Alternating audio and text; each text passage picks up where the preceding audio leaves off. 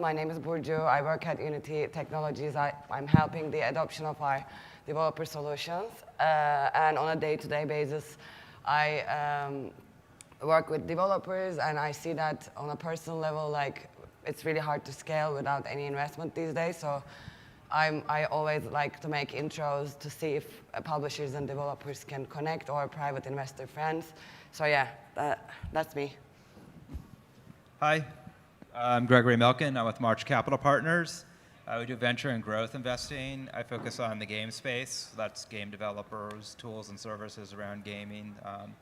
And I've been a gamer my whole life, like really focusing on seed and Series A for where I do my investments. Hi, Alona Polak from Playtech. Playtech is actually a gambling company. I deal with everything that's not gambling, and it's casual and mid-core game based on Hollywood IP. I am in charge of M&A for this purpose, among other things. So this is what we'll talk about. Hi, Mickael Bougis from Phoenix Games. So I've been in the industry for like 10, 11 years now. I've been in very different companies, very small one like Harmonix or Flare Games, very big one like EA and Microsoft. And since 1 year, I'm working at Phoenix Games. Phoenix is actually a spin-off from the mobile publisher Flare Games. And we do only a full acquisition of like mobile game studios. So we're mainly working with like studios that have been created like 3, 5, 7 years ago, and we're acquiring them. Hi, Scott Rupp from BITRAFT. We're early stage esports and games investors.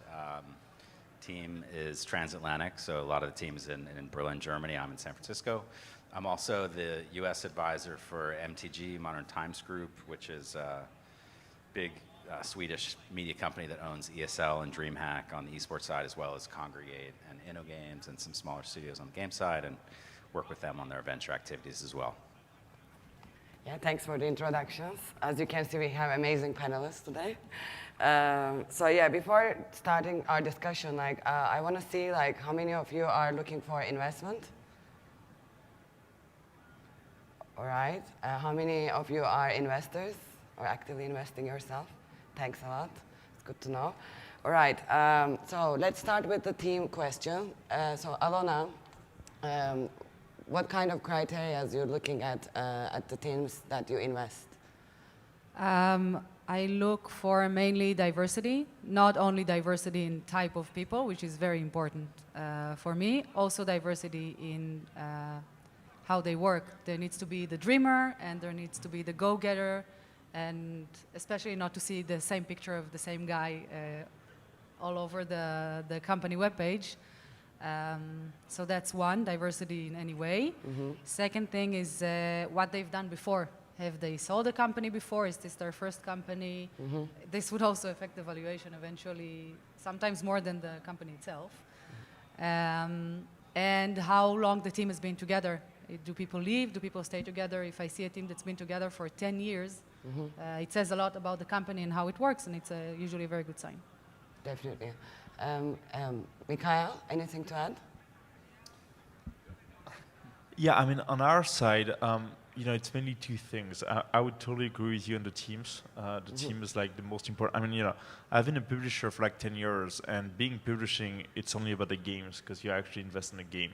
But when you buy a company, it's only about the team because usually the game that you're talking about is gonna fail. So it's really about those guys can really do it on the second game or maybe on the third game. So it's really about the team. And then the second thing we really look at is how disruptive is the business model. Like, are those guys trying to do something that has never been done in the industry, or they're trying to make Candy Crush again? And no, we're only looking for disruption. Like, we think that most of the, especially on mobile, most of the categories, if you look at them, it's like it's a winner take all. So I mean, if you want to if you want to do a match-3 games today, or if you want to do like a battle royale, there is really no point. You will never compete in that market, and you will always be really small. So it's really about like do you have some ideas that nobody has today, and then can you actually execute on that? Thanks very much. Greg?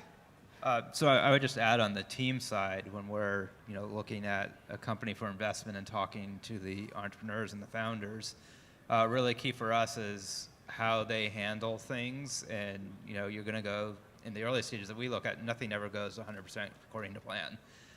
So we will often ask questions that we don't always expect them to know the answer to, but just to see how they answer and how they deal with stress or an unfamiliar question. Because we're expecting that there's going to be bumps in the road and there's going to be adversity. And so how they handle that adversity, change tactic or change plans is really important to us. Because if you have someone who's inflexible or can't think or adjust, then they're not going to survive the early stages of their company. Thanks a lot. Scott? Yeah, I like Gregory's point a lot. I think relates to something we look for, which is about culture, both development culture and studio culture. Certainly have a bias towards experienced founders, but we look a lot at how they approach iteration, and are they data-driven? Do they have that representation on the team? And are they kind of ruthless about killing their children? That's something we like. So if you like to name a couple of mistakes that you see that teams generally make, what would they be? I think one is over scoping early, which makes it not just spending too much money and time on a big design, but also it just makes it harder to get valid signals on what's working, right? If you have a game with 4 or 5 different features and you put it out there and it doesn't really get the traction you want, it's hard to sometimes unpack why that is. So we like to see teams that sort of really do start small and iterate up, after they start to get some feedback. So Greg? Yeah, I mean, some things that it's tough in the early stages, but I a lot of times see that teams undervalue the difficulty of customer acquisition.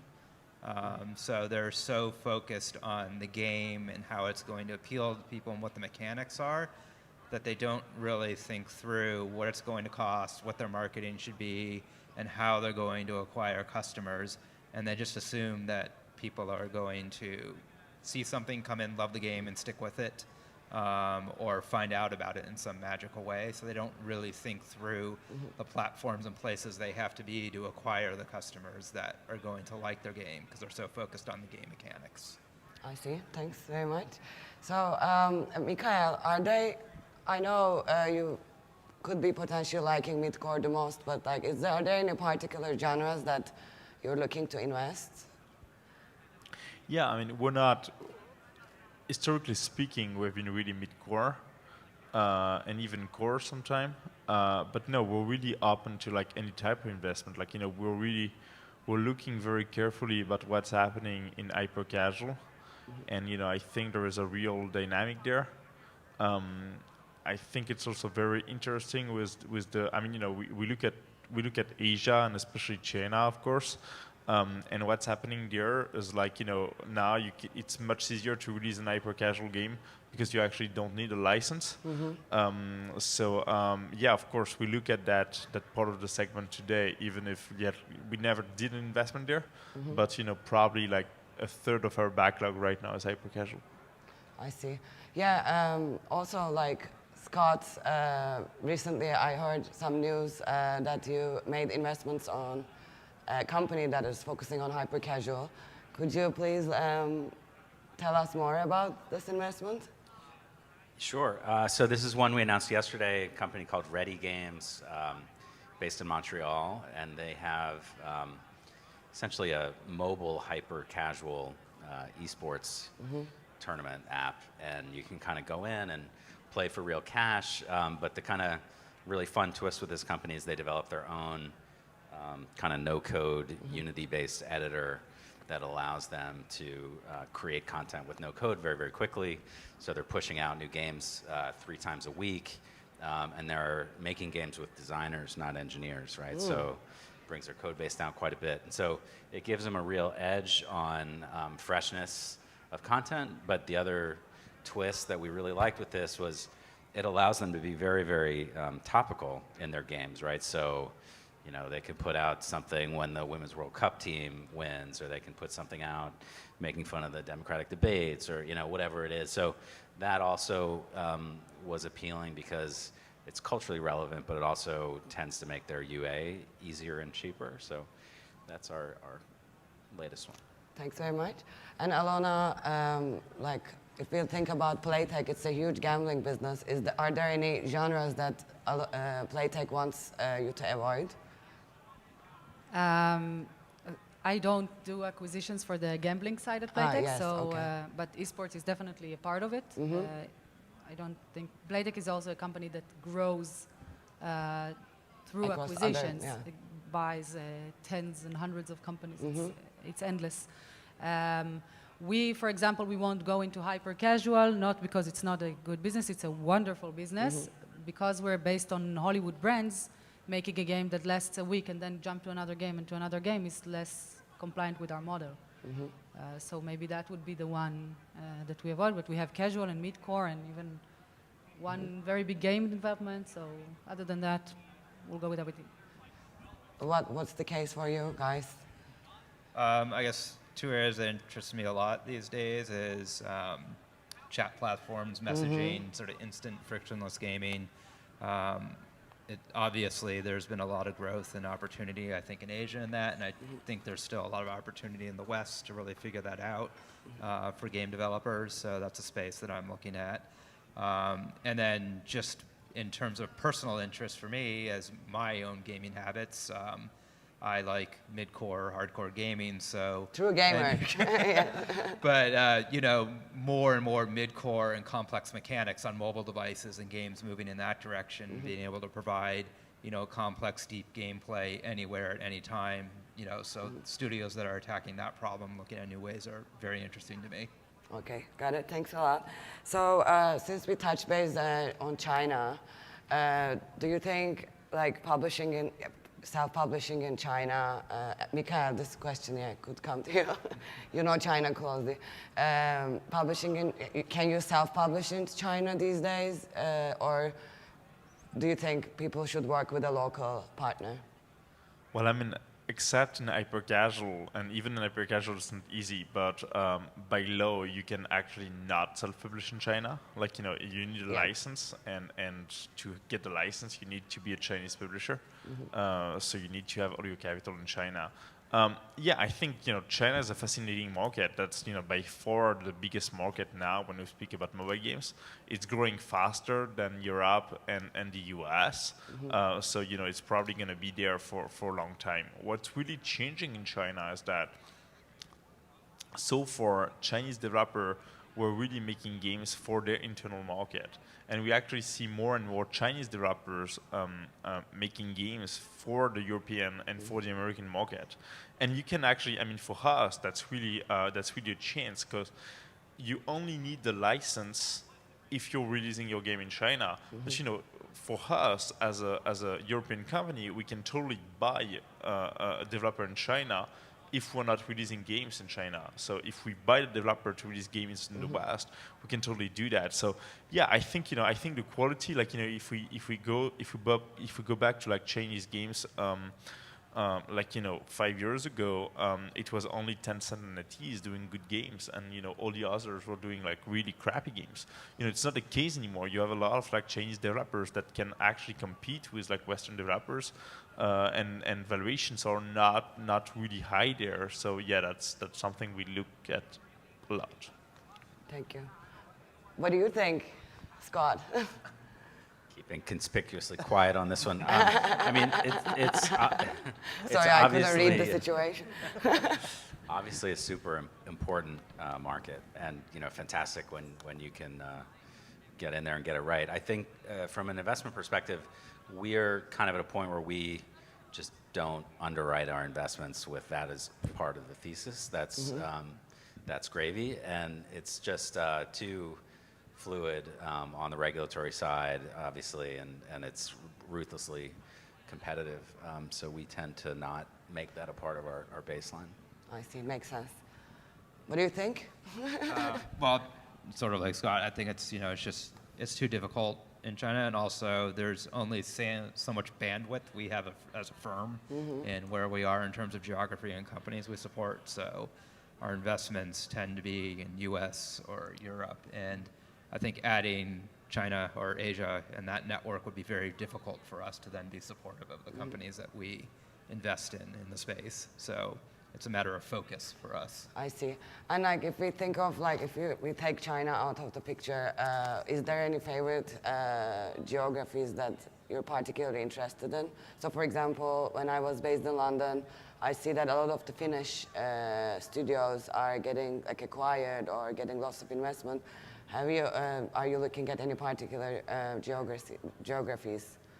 I think we mainly concentrate US, Europe. I mean, one interesting trend I've seen, particularly in our companies, is many of them, even if they're based in the US, are setting up engineering teams in Canada because of the government subsidies and the tax breaks they're getting. So I'm seeing a lot of companies where, the majority of the engineering team is placed in Canada, and we're looking at opportunities in that space for cost savings and more efficient use of capital. Yeah, makes sense. And like if we obviously mergers and acquisitions have been we keep seeing this type of like acquisitions, companies merging, and I was wondering like, what are the areas like you expect M&A activity to continue in games? Yeah, I mean, I think M&A is going to definitely continue. I think, you look at who's in the space besides the major game developers. All the platforms are making plays in the gaming space. You look at Facebook, Amazon, anyone who's talking about offering a gaming subscription service, whether rightly or wrongly, if that's going to be a sustainable business model. Everybody needs content to fuel customers coming to their platforms. So I think there's going to be tons of gaming acquisitions as people and platforms try to differentiate themselves and prove that they have the best content in the marketplace. Yeah, thanks very much. Alona, I actually wanted to direct this question to you. So if you're a gaming company who is about to raise a round, what type of questions should you be asking to your potential investors? It's a very good question. I think one of the biggest problems in M&A is what happens after the company has been acquired. People think that the CEO had a quote in the newspaper and everybody's happy and the company's been acquired, and then usually this is when it goes south. So a question to ask would be what happens the day after. Let's say, for example, in our casual games at Playtech, we have one mother company and then 3 daughters company that are actually a granddaughter company. So if we acquire a company and it has a CEO and a COO and a CFO and a CTO, who are they going to be next? Are they going to be a standalone company and continue to doing what they're doing, or are we going to have a problem with another CEO? And so they need to ask what happens the next day. How do we implement our technologies into the new company? For example, we bought a company that's a very small startup and then integrated into a huge, heavy corporation. This is something that someone needs to take upon themselves. So who is going to be our champion in the new company? Who is going to lead this and make sure that we're not forgotten?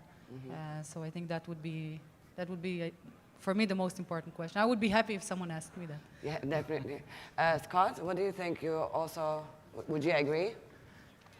Yeah, absolutely. It's a great point. I think the challenge with raising money is it's oftentimes very rushed, and if you're fortunate, you get in the FOMO situation, everybody's chasing you, and you've got lots of term sheets coming your way. But it ends up, it's kind of like, rushing into a marriage a little bit. It's sort of easy to get caught up in that whole process and all the pressure that comes with it. And you won't tell your wife you said it. Thanks. But then, realistically, you're going to be living with this person for 5 to 7 years. And so I think one bit of advice would be to, start meeting people when you're not raising money, so that when it comes time for the rush, you already kind of know who you're dealing with. I think the other bit of advice that I think is good is ask your investors who's invested in their deals at the next stage. So if you're getting a great seed investor, do they have are they able to support you at the next round, or have they got a nice network of Series A investors to pick you up?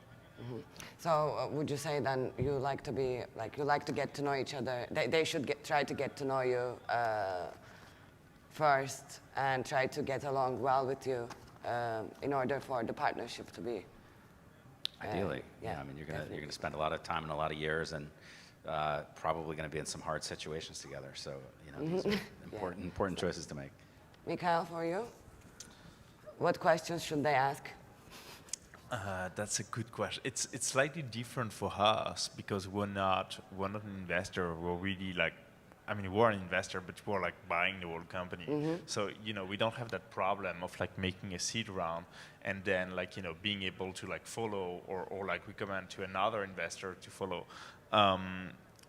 So yeah, for us it's really a match between our team and their team because when you're doing a 100% acquisition, then you're really married, and divorcing gonna be very, very difficult.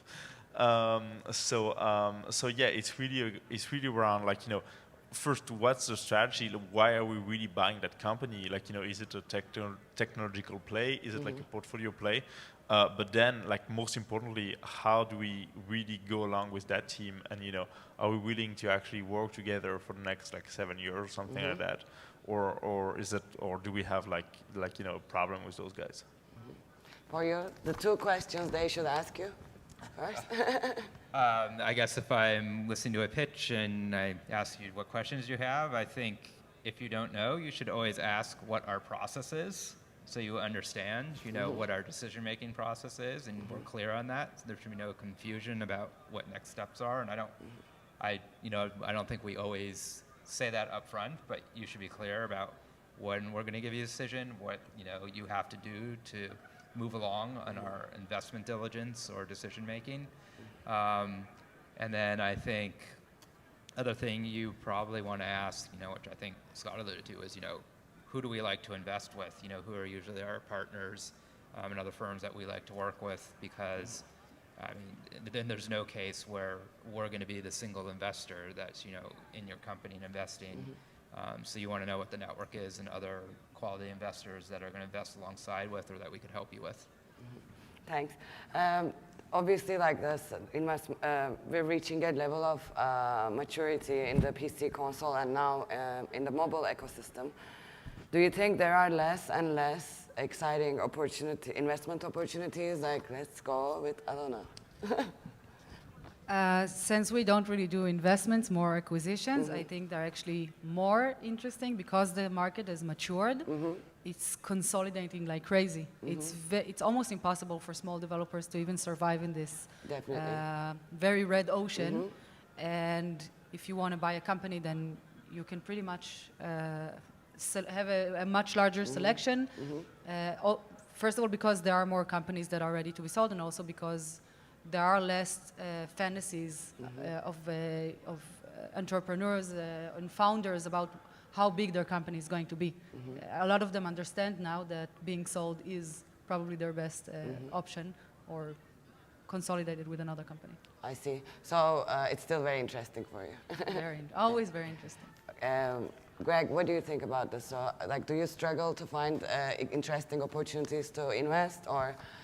In the PC space, I'm still very interested in the PC space. I think one of the things that we're navigating and thinking about is with what's going on with between Steam and Epic and how aggressive Epic is, in acquiring developers and tying games exclusively to their platform in terms of distribution. Is I have a lot of conversations with entrepreneurs about them wanting to lock that up, and so we have lots of conversations about what that means for eventual exit.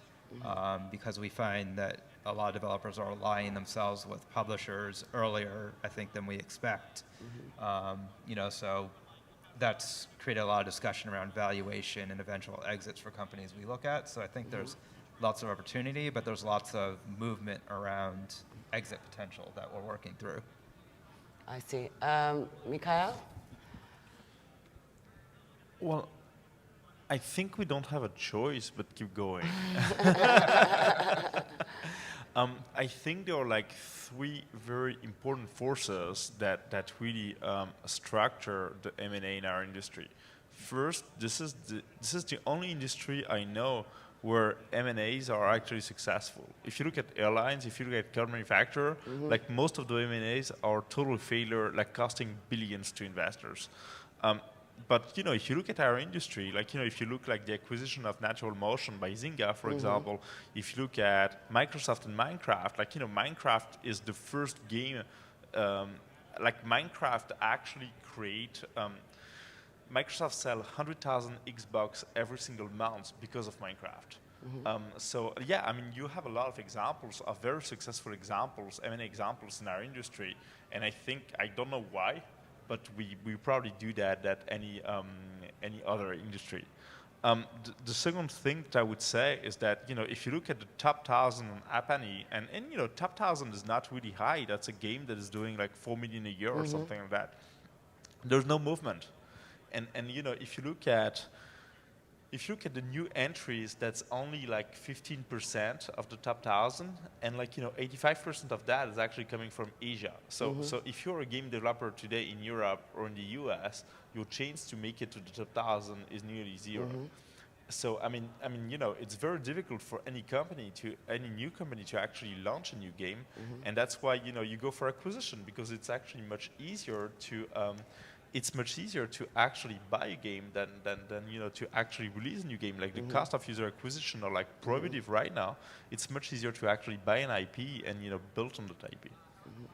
Thanks very much. Would you agree that do you still think that there's enough opportunities, or it's like hard times?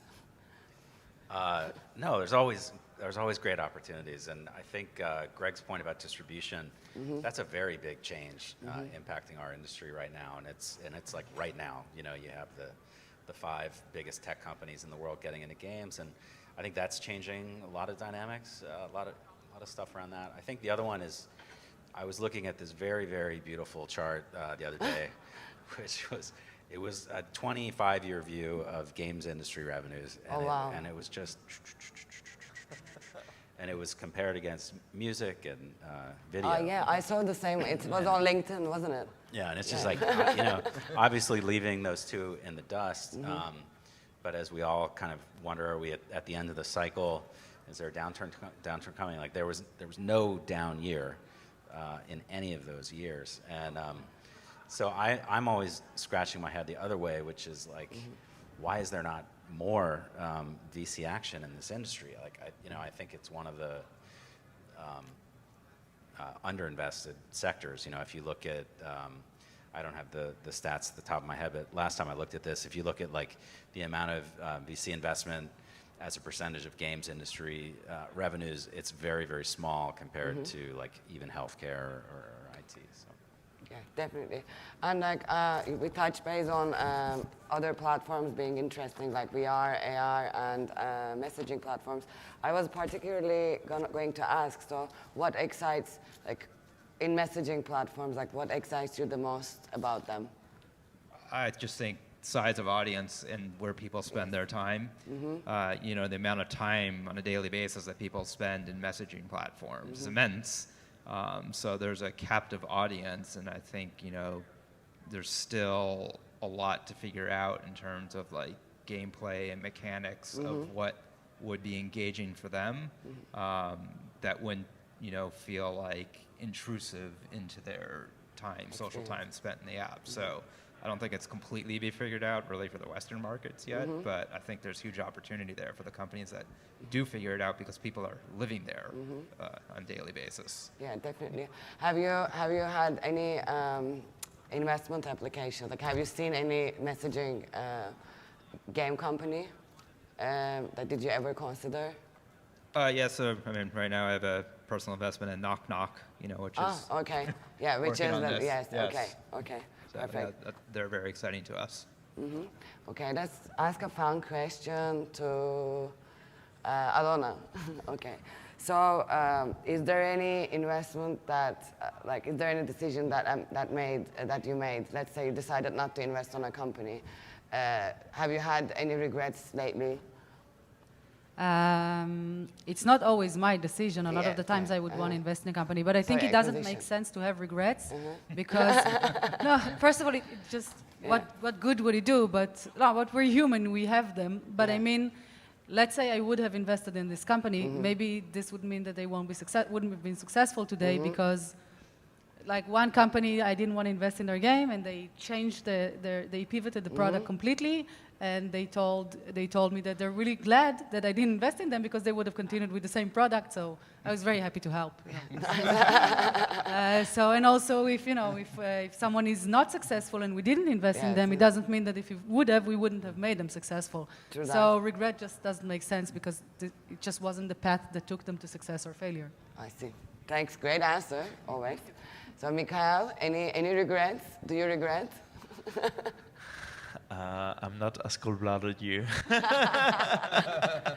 Yes, of course, I have many regrets. Yeah, I mean, a lot. I mean, mainly in publishing, actually, because, it's actually much easier to predict your investment in publishing because you're just investing into one game. So it's all about that game.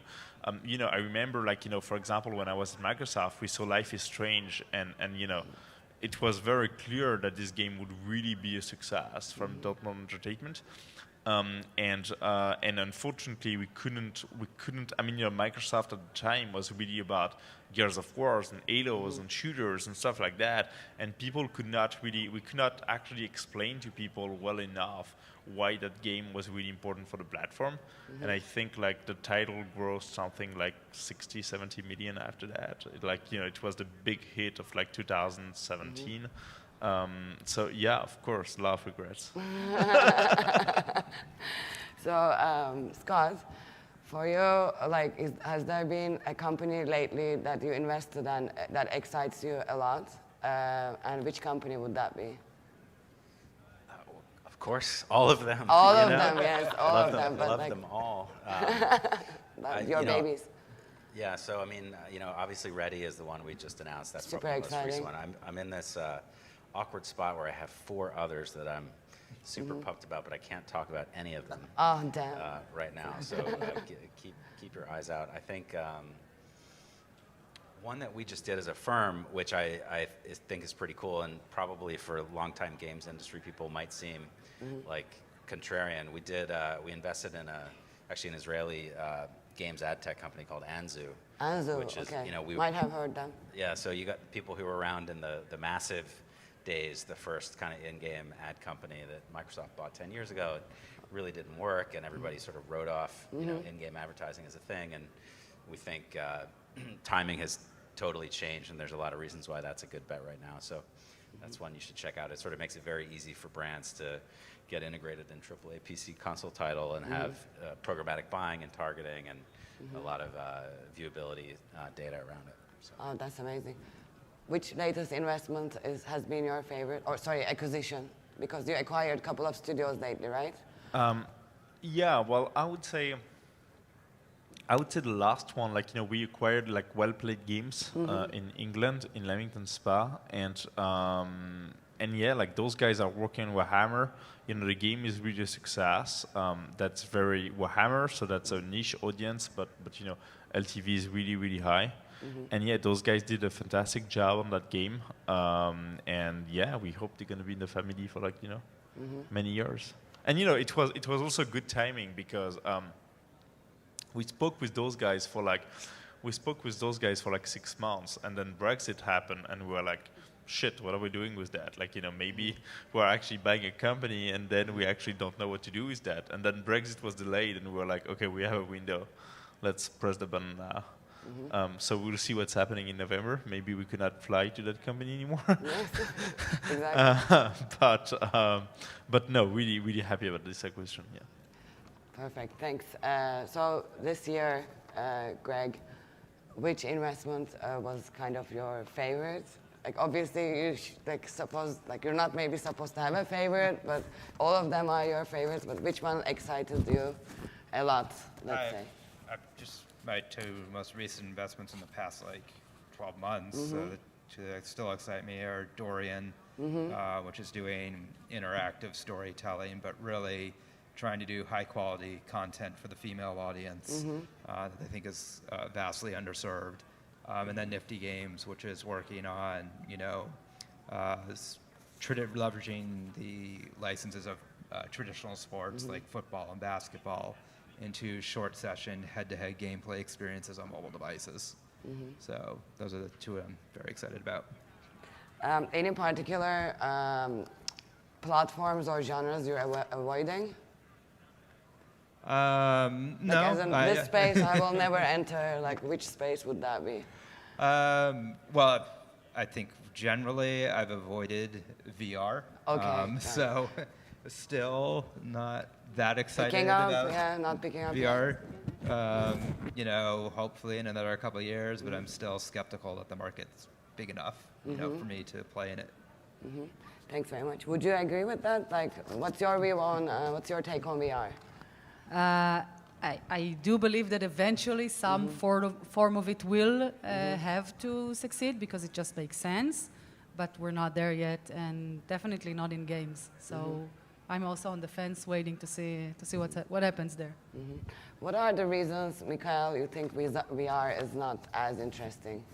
Like, could you please name a few? Well, I think the market is just too small today, Yes. and then it changed like with the new Oculus product that they released like 2-3 months ago. But I mean, before that, like to really boot Oculus Rift, you need to be an engineer. Like first you need to buy a $2,000 laptop, then you need to actually plug everything that takes like an hour for me. True. and then you can ultimately play. So yeah, I'm more a believer into PlayStation VR, for example, because I think that's much easier and it's much more consumer friendly. But I think it's when I play a game in VR, it's a mind-blowing experience, and I really like that. But I think the market is far from being mature for that. I actually do think that if you look at if you look at Fortnite, for example, and how many people play Fortnite on their phone, which is an absolutely shit experience compared to the console, Yes. but it's a much easier experience. And I think that market now is really about accessibility and having the content when you want to play the content. And even if it's not a full experience, even if it's not a full AAA experience, I mean that's what people want because that's available for them now. Thank you. Scott, what's your take on VR? So I'm trying to will myself to be a VR contrarian. It's not easy, but we actually do have one VR investment, which is a social music VR platform. Exciting. We haven't talked too much about this one yet, but Yeah. it's I think part of the trouble with VR, obviously the installed base is not there, but part of the reason the installed base is not there is because there hasn't been that great content specific to the platform. I think a lot of the issues with VR on the content side, I think, is that a lot of it is very sort of cinematic and story-driven, and that's those are cool experiences, but every single one of them is like one and done, and you don't want to be in them that long, you don't want to do it again, and some of the game experiences are good, but also don't totally harness what's special about that environment. And so I think you need the killer app for VR. We're a little bit more optimistic that it's maybe in gaming, but probably more likely social. And when that comes, maybe things get better on the installed base. But I think the other, obviously 5G is coming. That can change things with the Quest, but that's still a ways off. But I think the other nuance to VR investing right now is the attach rate is so high on good content on this installed base because there's not that much good product. So there are some studios out there that are making real money in VR, and they've weaned themselves from VC. And so, if they can survive through this time and be the ones that kind of figure out user experience and all of those VR-specific hooks that work, I think those can be interesting companies when this does finally come around. So, yeah. Thanks very much. So I was also wondering, like, let's say, Alona, let's direct the question to you. After you prospect the potential studios that you could potentially acquire, how is your decision making process? Like, you first have a meeting with the other stakeholders. Like, how do you evaluate partners? Is there a particular structure you're following? It depends. It depends why we're buying the company. If it's an investment, if it's a financial investment, or if it's a strategic investment for a certain department. But basically, I would just take it to management and sell it to them like it's been sold to me. So just go to the process and yeah. In your company, like, let's say one partner doesn't want to invest in that particular project, like, how do you resolve if there's any conflicts? Well, if one partner's adamantly against it, there's Probably a won't do reason. it. We won't do it. Yeah, I see. It's it's sort of majority rule, but it's pretty much unanimous that you have to have buy-in from all the partners for us to make an investment. We have limited opportunities, and if we're not all on board, that will create tension down the road. Yeah, and that's something that you like to avoid, of course. Yeah, you want everyone in the firm excited about what you're doing and moving in the same direction. Would that be the same case with you? Has Yeah. there been a case where, like, a couple of people didn't want to invest in a particular project and you had to push a lot? No, so on our side, it's the same process. Like, the investment committee is like, we are 5 partners in the company, and you need 5 yes. If there is 1 no, we're not doing the investment, and you don't even have to justify yourself. If it's no, it's no. Like, we're not.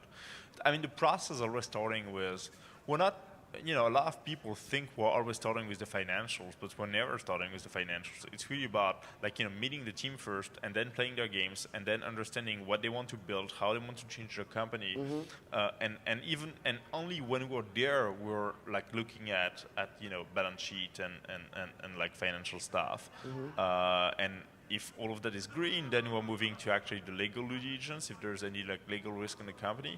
And if all of that is green, then we're moving to investment committee, and then you need 5 yes.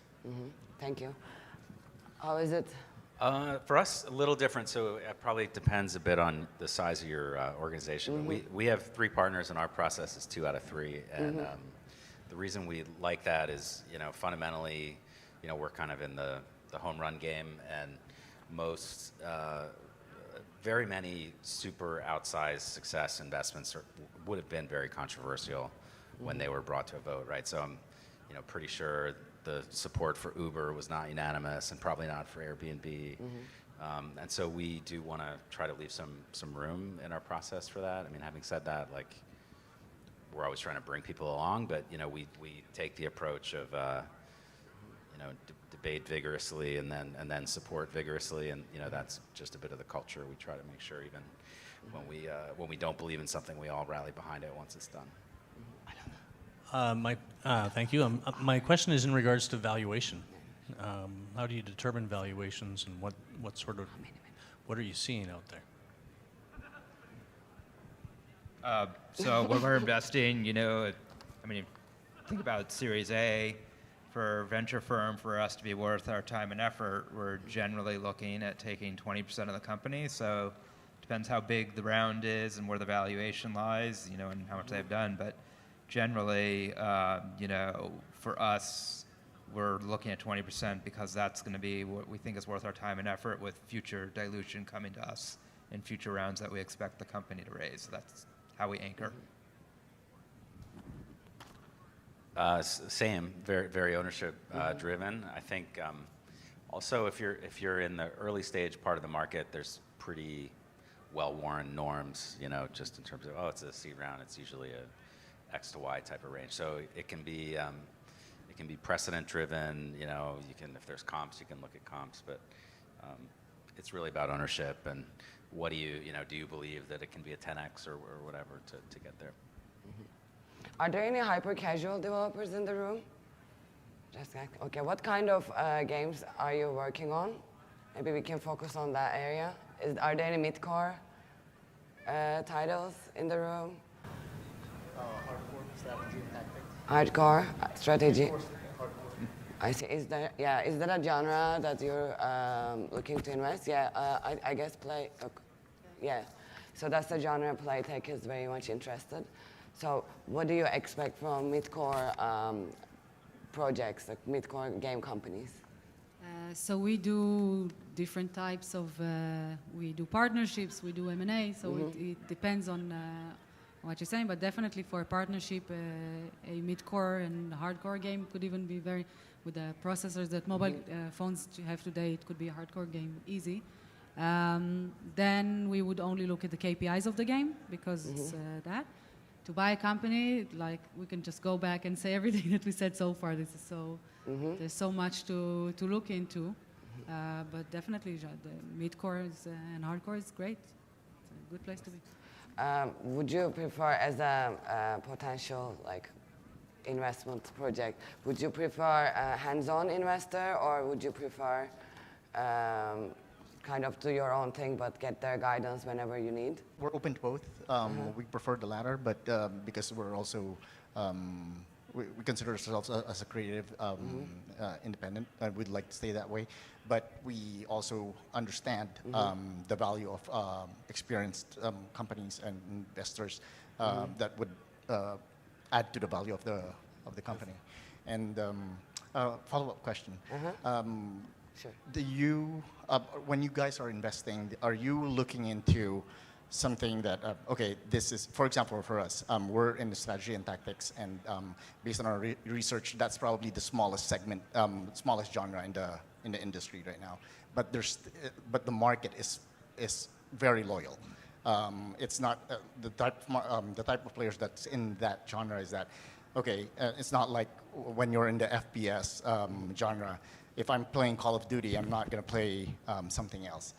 But in strategy and tactics, there's always like I'm playing this game, but there's something that's coming that seems interesting.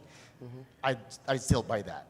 Is that feasible for you guys, even though it's a small segment of the industry and it's not going to be probably going to be a multi-hundreds of $million in profits? I'll take that. We are looking into things that have a broader audience. But the question is, can we resolve it with an IP? So if you bring a big Hollywood brand name, if this could make this game mass market, then yeah, sure. I think for us, it's not about, I mean, as I said, we think that every single segment is a winner take all. So, and like nobody was speaking about Battle Royale before Fortnite and Supercell.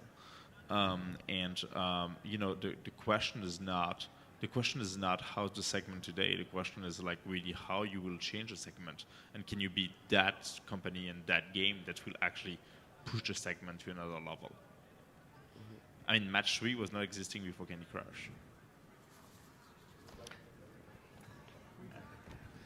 I'd like to flip the question around a little bit. What should a studio look for in an investor?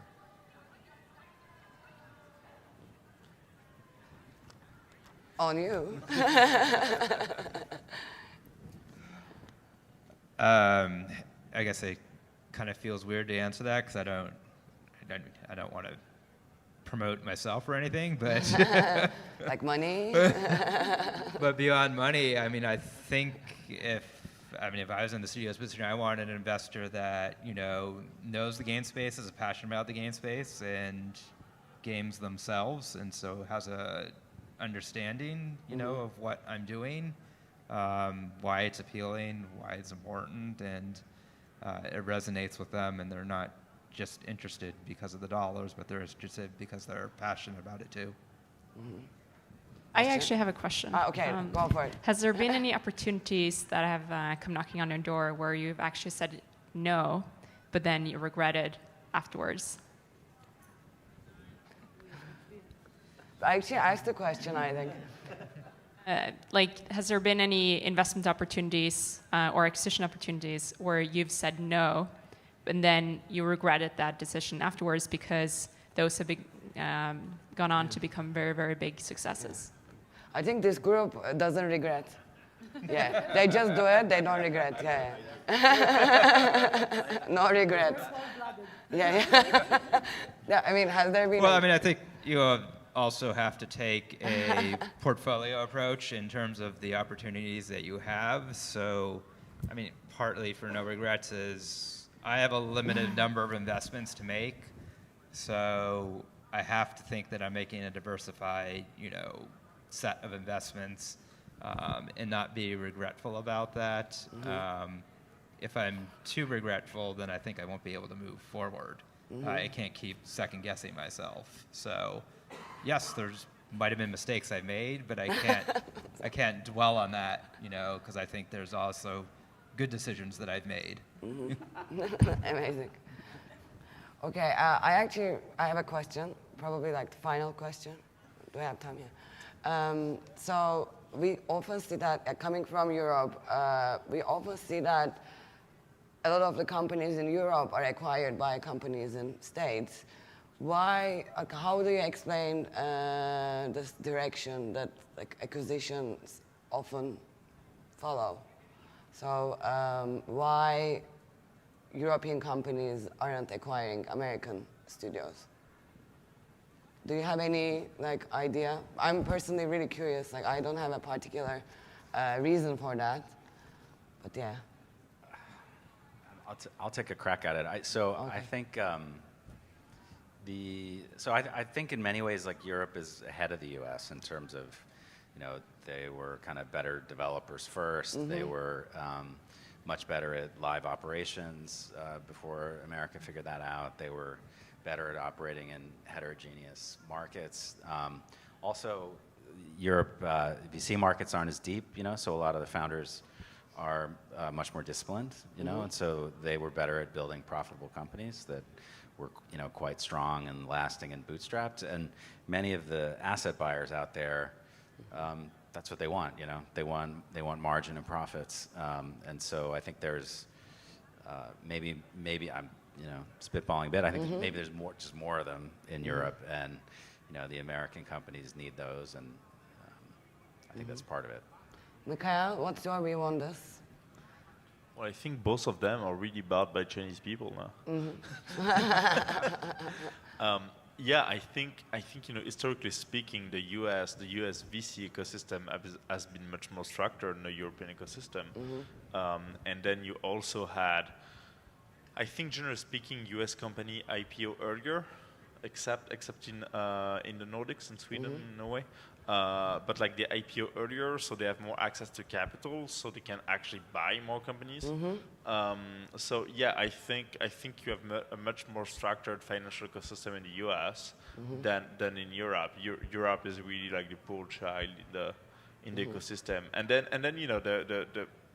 the paradigm in China and in Asia is very different, because it's mainly companies that are doing acquisition. In China, Tencent is buying every single studio that has some fame and profit is owned by Tencent now. It's it's a market you cannot go. And back to your question about valuations, that's why on some markets like the US, for example, the valuations are actually much higher than Europe. And it's really difficult for us to actually play in those markets. And same thing in China. That's why we look much more into East Europe, for example, or South Europe, like Spain, for example, because in the US valuations are just crazy. Thanks very much. What's the worst mistake you've seen from a studio or a company that's seeking investment that made you be like, no? There's one that I really love, and I've seen it maybe a dozen times. You ask what their valuation is, and they would say, let's say, $25 million. So I would ask why, what is it based on? They would say EBITDA, and that makes me very happy because it's very easy. And then I look at the P&L and I see last year we've lost $5 million. This year we lost $2 million. Next year we're making 15. So you're actually getting a very good deal. So that that would be one. I will not name the company, but it was a long time ago. I was at EA at the time, and we were due diligencing a company that want to buy pretty big company, and we're going there, and there are a lot of people, but it seems that they don't really know what they're doing there. So we get deeper and deeper. Like we go to dinner in the evening, blah blah blah, and we come back the day after, and we start speaking to those people, and we realize that there are actually like 100 actors. Like those guys don't work for the company; they don't exist. So yeah, sometimes you have fun stuff like that. Generally, I can say the two biggest mistakes I see in pitching are co-founders arguing with each other. Never argue with each other in front of a VC when you're pitching. I've seen that happen. And two, don't make something up. If I ask you a question and you don't know the answer, say, I don't know, I will get back to you. Don't make something up that I clearly know is wrong, just to feel like you have an answer. Scott, what was the worst you saw? I mean, I don't know. You have these moments where you're just like, Well, this is just the worst pitch I've ever heard. It's just like, I can't believe how bad this is. But that's a holistic thing. I'd say like the most common and the thing to avoid, and maybe everybody's a little bit different about their pet peeves, but it really is. It's hard to recover when you really overplay your hand on like valuation and what your ask is, and if you sort of come in overhyping your deal and how hot it is, and trying to sort of play, I want this huge number, and I'm raising this huge amount of money, even though there's no real basis for it. That's a turnoff for sure, and then if that tactic doesn't work with other investors, it's very hard to then come back and be like, actually we rescoped the game a little bit, and now I only need this much, and so the price is down. So. And has there been a company, like a studio, who was able to convince you, or a product business, like who was able to convince you, although you said no first? Yes. Yes. How did they do that?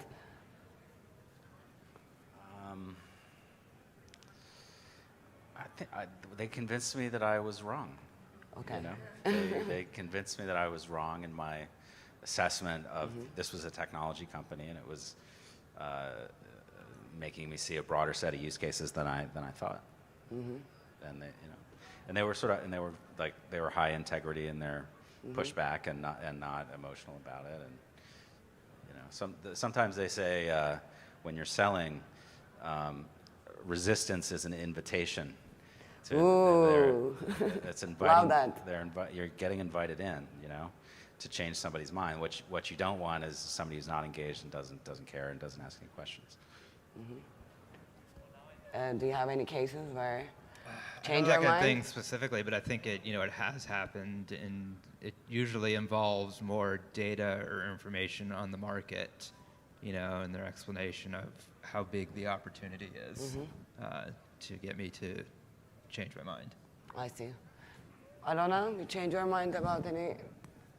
No, but but I think I can think that probably if companies would have tried harder again and again, maybe I would have. I mean, I'm sure there are companies that could have changed my mind, but accepted the first no, and that's also an attitude, right? Yeah. So But if someone tries again and again and again, you know that they're going to do it with their company. So Definitely. Mickael, what do you think? No, I cannot recall any investment where I was saying no and then I say yes. Usually, for us it's also different because, when you're doing VC, you have much less data, and you can twist the data much more. When you are buying companies that are 5-7 years old, there's you cannot remake the story. You're a success or you're a failure. That's it. Your P&L clearly say that. And you have an IP or you don't have an IP. There are multiple stuff that are very tangible. So it's much harder for us to. Usually when we say no, we have a valid reason to say no. So you're saying it's depending on the reason, and it just may be that the story wasn't compelling enough. And I think for us there are a lot of really objective data that you analyze and you base your decision on that. It's not an emotional decision. Okay, I see. Thanks very much. So a key takeaway here is that if you heard the answer no, it's not the end of the world. Like people, it may not be. So like keep pushing harder. Right. Any other questions? We actually have to wrap up because we're a Okay. bit over time. But if you have more questions for the panelists, please find them after the presentation. But thank you so much. This was really, really insightful, and I think you did a great job. So please give them all a warm applause. Thank you.